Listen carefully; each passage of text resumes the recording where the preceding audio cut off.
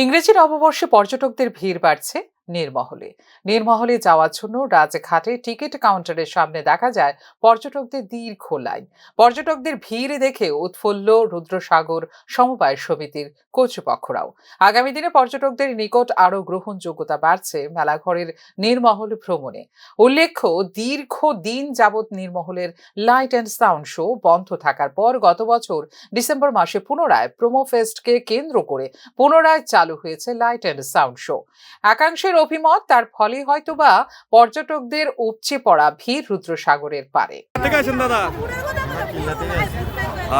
নববর্ষের উপলক্ষে এসেছেন?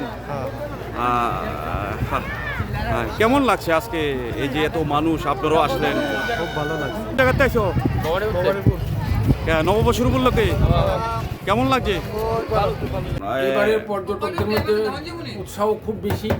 অন্যান্য বছর সাধারণত রোববার বা বন্ধের দিন ছাড়া এত লোক হয় না। এবছর 1 জানুয়ারি উপলক্ষে যথেষ্ট সংখ্যক লোক হয়েছে। মানুষের মধ্যে আগ্রহ খুব বেশি, যথেষ্ট উৎসাহ উদ্দীপনা দেখা যায়।